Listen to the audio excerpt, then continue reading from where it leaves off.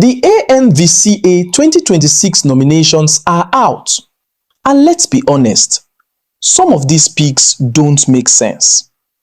From shocking snubs to unexpected nominations, today we are breaking down everything you need to know and who actually deserves to win.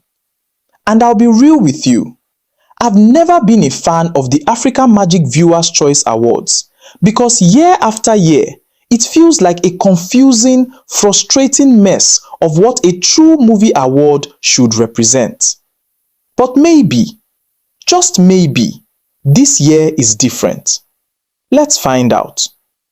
Welcome to Dominus Cinephile, where opinions are raw, takes are fearless, and movies get exposed. The African Magic Viewers' Choice Awards is often marketed as the biggest celebration of African film and television. But let's strip away the hype and call it what it is. Year after year, it tries to position itself alongside global heavyweights like the BAFTA Awards, the Academy Awards, the Primetime Emmy Awards, and the Golden Globe Awards, but falls painfully short. Because beyond the red carpet and flashy moments, what you are left with is a system that often feels disorganized, questionably judged, and completely lacking the credibility, consistency, and prestige that define truly world-class awards. No real standard, no real weight, just vibes, and sometimes pure confusion. Before we even get into the actual film categories, we need to address one of the most baffling decisions in this entire lineup: the inclusion of Best Digital Content Creator. Seriously, what are we doing here? You're telling me an award platform that claims to celebrate cinematic excellence is now placing content creators in the same ecosystem as trained actors, filmmakers, and storytellers? That's not evolution, that's confusion. Imagine for a second someone like iShowSpeed being nominated alongside Viola Davis or Michael B. Jordan at the Academy Awards or the Primetime Emmy Awards. It sounds ridiculous because it is. Content creation and filmmaking are not the same craft. One is built on spontaneity, algorithms, and audience engagement. The other is built on years of training, discipline, storytelling structure, and performance depth. And by forcing both into the same award space, the African Magic Viewers' Choice Awards isn't elevating creators. It's diluting the very essence of what film awards are supposed to represent. This isn't inclusivity. It's a lack of direction. Because at the end of the day, if everything is considered excellence, then nothing truly is. Let's get into one of the most questionable categories: Best Indigenous Language Film, West Africa. First problem: why is this even called West Africa when every single nomination is from Nollywood? At this point, just call it what it is: Best Indigenous Nollywood Language Film. Because clearly, the rest of West Africa doesn't exist here. Now, let's talk about the actual nominees, and honestly, this lineup is rough. The Serpent's Gift, directed by Kayode Kasum, is simply underwhelming. The performances lack depth, and the screenplay collapses under its own attempt at introspection. There's nothing memorable here. Then you have Lisabi, A Legend is Born, led by lateefadedimeji, and this one is honestly shocking. This film is a complete mess. Weak performances, lifeless execution, and a lead performance that never rises above mediocrity. The real question is, how did this even get nominated? Labake Olododo, starring Iyabo Ojo, is no better. It's a confused, poorly constructed film packed with unrealistic romance, underdeveloped subplots, and a story that clearly doesn't know what it wants to be. From bad costumes to distracting makeup and painfully weak performances, this film offers absolutely nothing of substance. Olorisha follows the same disappointing pattern, forgettable, uninspired, and stuck in that same cycle of mediocrity. And then there's Aljana, directed by Umar Gombe, a film many might have overlooked simply because it comes from Kannywood. But here's the twist. This is actually a worthy contender. Strong visuals, impressive cinematography, and a story that, while not perfect, shows real effort and direction. Compared to everything else in this category, Aljana stands out, and quite frankly, it should win this category comfortably. If the Africa Magic Viewers' Choice Awards gets it right for once. Now let's talk about another major category, Best Supporting Actor. And honestly, this lineup is borderline ridiculous. Some of these nominations are not just questionable, they are outright laughable. You look at this list and genuinely start to wonder, what exactly is the selection criteria here?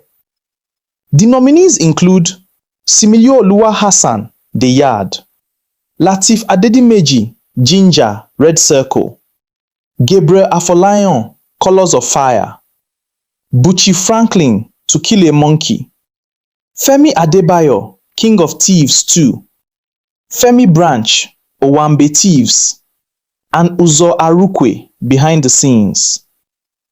Let's be honest, Buchi Franklin in To Kill a Monkey is the only performance here that truly deserves recognition, and it's not even close. You don't need to overanalyze it. His performance stands head and shoulders above the rest. As for the others, this is where the problem lies. Names like Femi Adebayo, lateefadedimeji, Gabriel Afolayan, and Uzo Arukwe being in this category raises serious questions about standards. If we are being brutally honest, some of these performances wouldn't even survive in a conversation about excellence, let alone award recognition. Similoluwa Hassan and Femi Branch feel more like placeholders than actual contenders. Names added to fill a quota rather than to compete. At the end of the day, this category shouldn't even be a debate. Buchi Franklin should win this comfortably. And if he doesn't, then it only reinforces the ongoing doubts about the credibility of the Africa Magic Viewers' Choice Awards.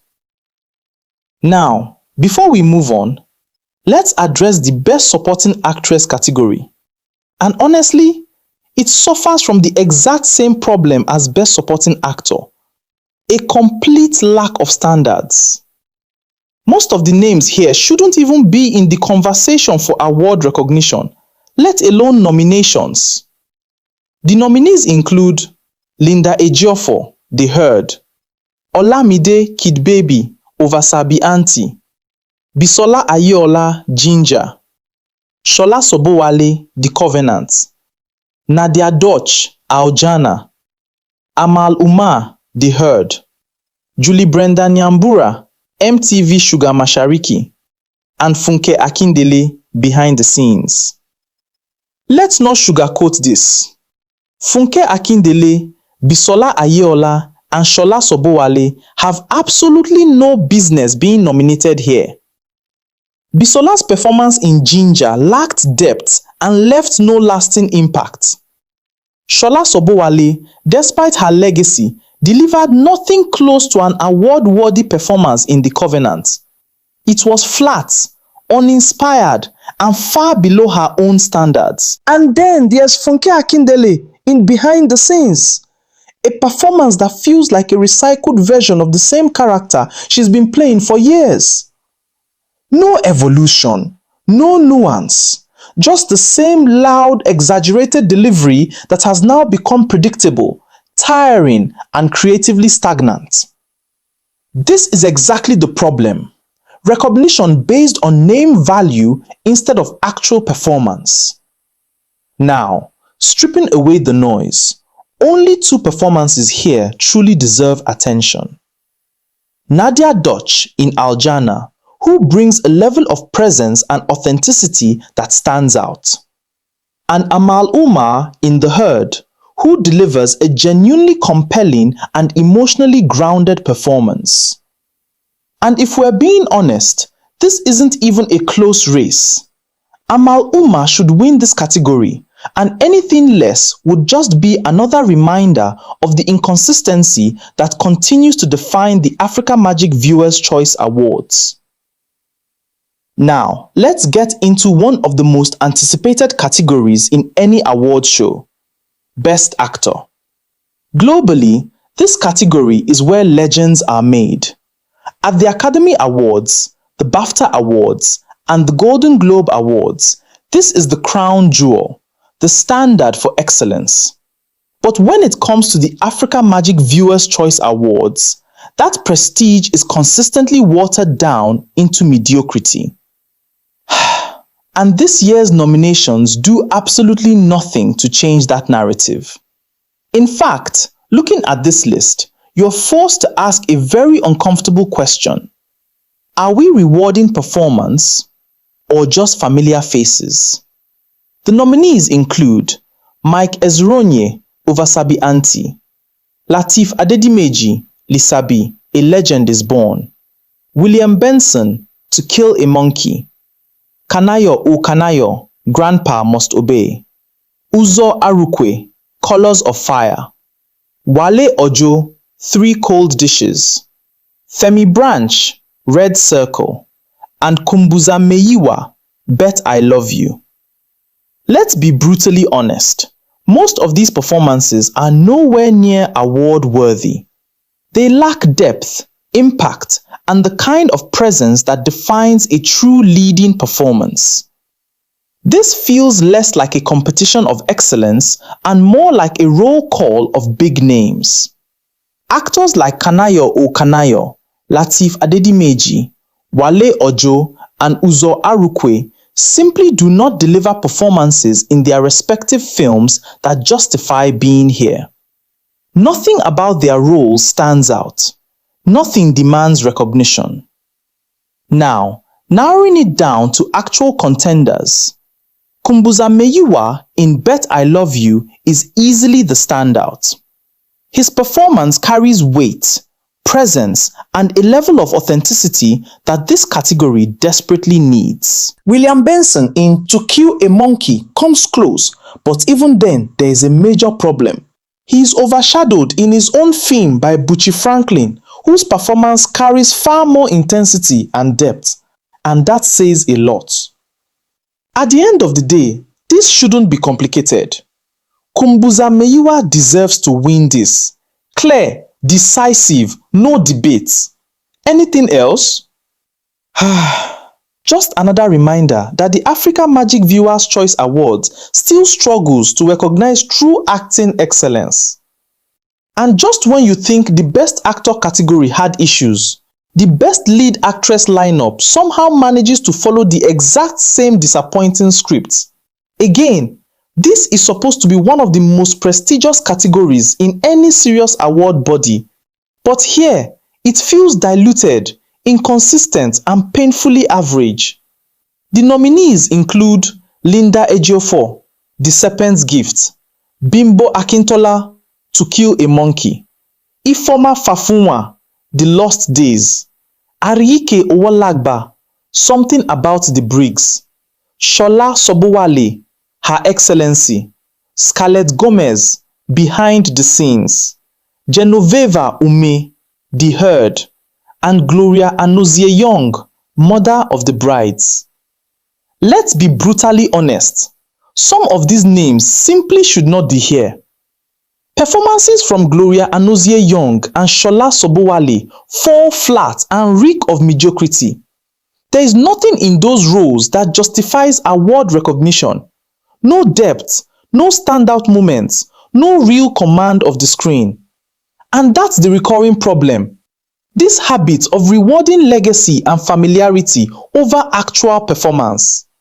Strip everything down, remove the noise, and only two names here truly deserve to be in this conversation: Genoveva Ume and Bimbo Akintola. Both deliver performances with weight, presence, and a level of conviction that the rest of these categories simply cannot match. At this point, the verdict is clear. Either of them should be taking this award. Anything outside of that, that's not just a bad decision. That's outright madness. And if that happens, then once again, the African Magic Viewers' Choice Awards proves it still doesn't understand what true acting excellence looks like. Now let's talk about Best Music Score. And this is where things get even more disappointing. Because music in film isn't optional, it's essential. It's the emotional backbone of storytelling. The right score doesn't just sit in the background, it elevates every scene, every moment, every performance. Look at what Ramin Djawadi did with the Game of Thrones. That score became the identity of the show. Or Ludwig Göransson with Oppenheimer. A masterclass in how music can drive tension, emotion, and narrative weight. That's what great composers do. They give life to the story. Now compare that to what we are seeing here in Nollywood. And the gap is painfully obvious. The nominees, Duval Timothy and C.J. Mira, My Father's Shadow, Nisi Ogulu, Three Cold Dishes, Shob Okoba, Usamedi, Tolu Obanro, Ginger, The Party, So Fresh, MTV Sugar Mashariki, and Oscar Herman Aka, To Kill a Monkey. On paper, this looks like a competitive lineup, but in reality, it's underwhelming. Because here's the truth, none of these scores actually elevate the films they are attached to. There's a clear lack of technical depth, poor integration into storytelling, and little to no emotional imprint. The music exists, but it doesn't matter. And that's the real issue. A great score stays with you long after the film ends. You can hum it, feel it, remember it. But with these films, nothing sticks, nothing resonates, nothing defines the experience. So let's be honest, how do you reward a category where the music failed to leave any impact? My verdict? Nobody wins this. Because if the audience can't even remember the score, then what exactly are we awarding? And now, the biggest category of the night. Best Movie. This is the crown jewel of any serious award show. At the Academy Awards, the BAFTA Awards, and the Golden Globe Awards, this is the moment everyone waits for. The film that defines the year. Because a true best movie isn't just good, it's complete. It delivers on every level. Acting, directing, cinematography, storytelling, and music. It's the total package. Now let's look at what the African Magic Viewers' Choice Awards is offering this year. Ginger, The Herd, My Father's Shadow, Three Cold Dishes, The Serpent's Gift, and Behind the Scenes. And again, the same issue shows up. Some of these films simply do not belong in a category of this magnitude. This is supposed to represent the very best, not just what's available. Let's call it out directly. Behind the Scenes being nominated here reeks of blatant favoritism and poor judgment. There is nothing about that film that justifies its place in a best movie lineup. Nothing. And even across the rest of the nominees, there is a recurring problem. Every single film is missing something. Whether it's weak storytelling, inconsistent performances, poor technical execution, or lack of emotional impact, none of them truly feel complete. Except one. The Herd. This is the only film in this category that actually comes close to embodying what a best movie should be. It shows intention, structure, and a level of cohesion that the others simply don't have. It's not perfect, but it stands head and shoulders above everything else here. At this point, the verdict is not complicated. The herd should win this. Easily. No debate, no discussion. And if it doesn't, then once again, the African Magic Viewers' Choice Awards proves that when it comes to recognizing true cinematic excellence, it's still completely out of its depth. At the end of the day, the African Magic Viewers' Choice Awards continues to sit at a crossroads, caught between what it should be and what it actually is. The potential is there. The industry is growing. The talent exists.